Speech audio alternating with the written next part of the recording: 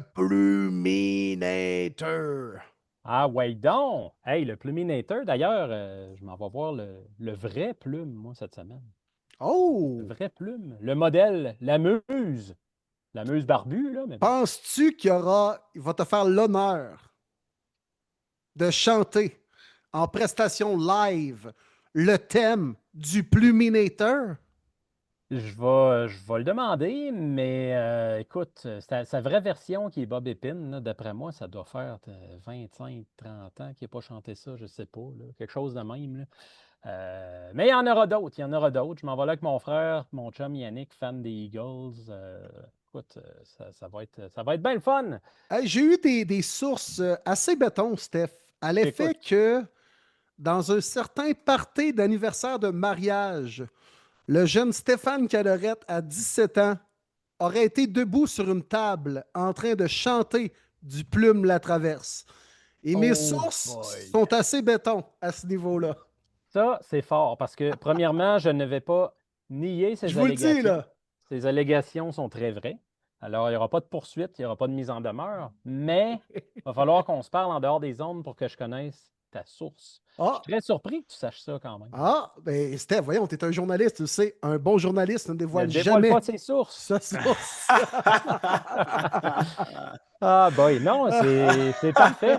Je fais ça, je me La dis porte comment. était ouverte, je me suis dit, il faut que je le plug. C'est là que ça se Wow! passe. Ah non, c'était Wow! écœurant, Puis là, là, mais Steph, il va faire sa chronique, dans sa tête, il va dire What the fuck, c'est What qui the sa fuck? source? C'est sûr! j'ai une théorie ou deux, mais on s'en reparlera, Will. Mais OK, honnêtement, là, je c'est bon, suis mon Steph. vraiment fessé. C'est comme, aïe, aïe, comment ça qui sait ça? Puis c'est vrai, là. Tu sais, je suis pas là à dire, ah non, voyons, c'est jamais arrivé, là. Non, non, c'était pas des folies de jeunesse, là. C'était le fun, puis je le referais demain matin. Ah oui, non, non, j'en doute pas. J'aurais aimé voir ça quand même. Ah, Mm. ben, garde, Ouais. peut-être un jour. Ah, Et ben il y a oui. un party de premier début, là, prochainement. Ah, ah, Peut-être, Oh! pourquoi pas? oh, Pourquoi j'aime pas? ça. Ouais, ouais. Pourquoi pas? Mais Ah, puis- écoute, ouais. le Pluminator, c'est pas juste pour vous parler de plumes, là, tu sais, on Non. s'entend. Je voulais revenir, pas parler du congédiement de Brian Dable parce qu'on en a parlé ensemble en début de semaine. Fait qu'on on refera pas l'histoire de Brian Dable qui est dehors avec les Giants. Mais c'est drôle parce que ce que je réalisais, on n'en parlait pas beaucoup là, dernièrement parce que Brian Dable, on a surtout l'impression qu'il provient des Bills de Buffalo. Il était coordonnateur offensif là. Mais il a été longtemps auparavant dans l'organisation des Pats. Il Mhm. travaillait avec qui? Avec, évidemment, Bill Belichick. Et ça Mhm. m'a amené à repenser à quel point le coaching tree, en français, l'arbre de coaching de Bill Belichick, ben, c'est un méchant gros paquet de bois mort. Aïe, aïe, que ça n'a pas poussé dans un terreau fertile, ça, mes amis. Là. Je veux juste vous faire. Je vais essayer là, de ne pas prendre du temps sur chaque, là, mais on va juste revenir OK, sur chacune des branches de l'arbre Bill Belichick pour constater à quel point ça fait dur. OK. Brian Dable vient d'être renvoyé. 21 victoires, 41 défaites, une nulle, une présence en série en 4 saisons.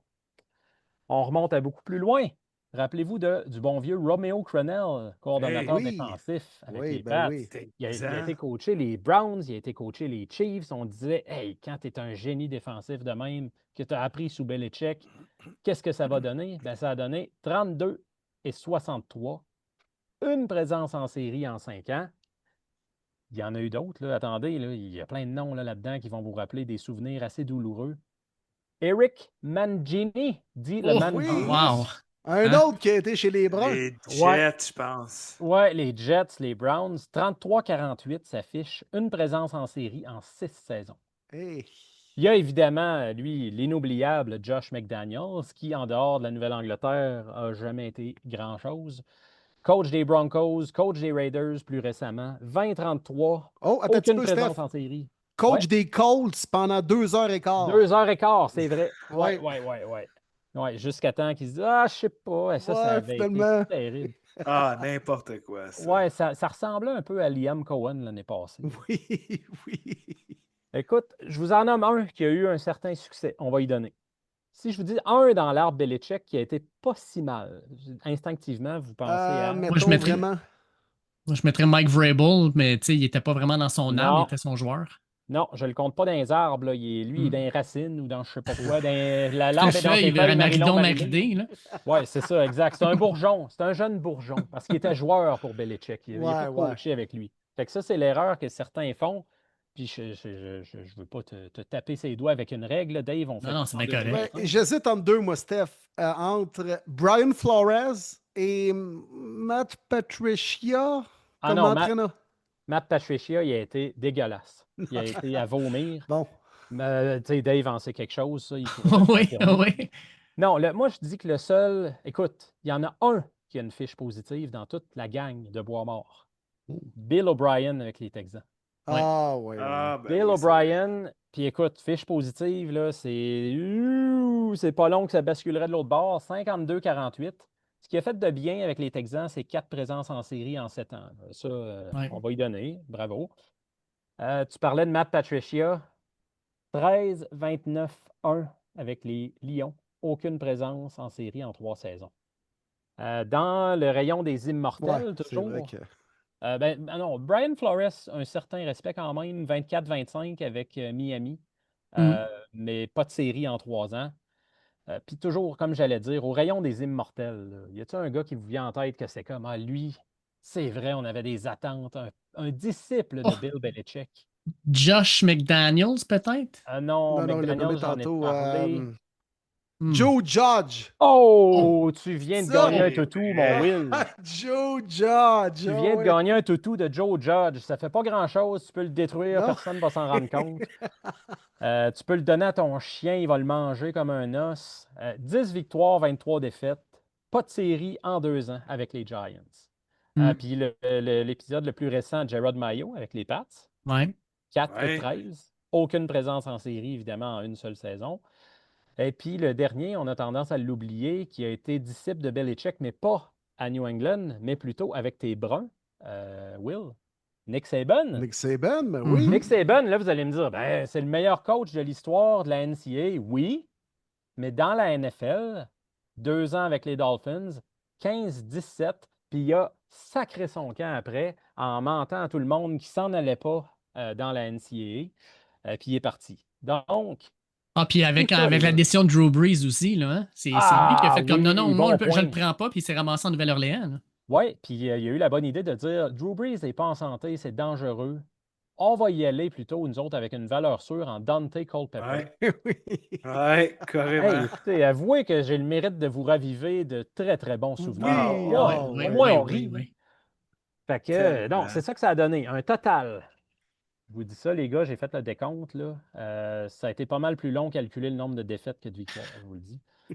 224 victoires, 336 défaites, 2 nuls, pour un extraordinaire pourcentage de victoires de 398. Hey, ça, tu passes pas ta maternelle avec ça, là, des notes de même. Écoute, puis un grand total de 7 présences en série en 37 saisons. Je vais vous dire une affaire, ma conclusion, c'est que si un jour Adrian Peterson se cherche une branche morte, il y a un maudit beau gros paquet qui l'attend dans le coaching tree de Bill Belichick. Ouais. Aïe. En fait, quand tu me donnes tout ça, je me demande, est-ce que c'est vraiment le génie de Bill Belichick ou c'est sa façon de coacher qui était très fermée puis qui n'a jamais été capable d'élever le monde autour de lui? Moi, je le vois en espèce de 2 petites théories. Que effectivement, coacher pour Belichick, ça ne veut pas dire nécessairement d'aller à la bonne école parce qu'il m'a l'air peut-être d'une personne un peu trop renfermée. Control freak. Oui, effectivement. Et qui partage peut-être pas toute sa gestion ou son savoir avec tous ses adjoints. Puis tu es placé dans un rôle précis pour évaluer certaines choses de l'adversaire. On ne fait pas ça en team, staff, là, comme certains autres entraîneurs, j'ai l'impression, font leur gestion au niveau de la répartition des tâches. Puis, juste un dernier point là-dessus, ce ne sera pas long, mais avant que vous transformiez le Messenger de Premier Les Buts ou notre email ou notre page Facebook en mur des lamentations, je ne suis pas en train de dire que Bill Belichick a été un entraîneur pourri. Là. C'est un grand entraîneur-chef, un membre du temple de la renommée, mais son arbre de coaching, sa descendance dans le coaching au niveau de la NFL, c'est extrêmement mauvais. C'est juste ça, il faut être clair, là. C'est pas une claque sa gueule à Bill Belichick, pas du tout. Il a fait un travail extraordinaire dans cette ligue-là, autant comme coordonnateur défensif que comme coach en chef. Mais sincèrement, essayez pour le fun de comparer là, des arbres de coaching comme que ce soit celui de Bill Walsh, que ce soit celui de Mike Holmgren, que ce soit celui de Sean McVay en ce moment qui est en train déjà de développer un arbre pas pire pantoute. C'est vraiment pas Celui de Mike édifiant. Shanahan. Ouais, Mike Celui de Shanahan. Ouais. Shanahan, Ah oui. c'est Oui, pas Mike mal le Shanahan. meilleur. Ah oui, tu viens de donner un très bon exemple, Marty, mais c'est ça. Le point était ramener le congédiement de Brian Daboll à l'arbre de Bill Belichick pour se rappeler encore une fois que c'est mauditement pas terrible.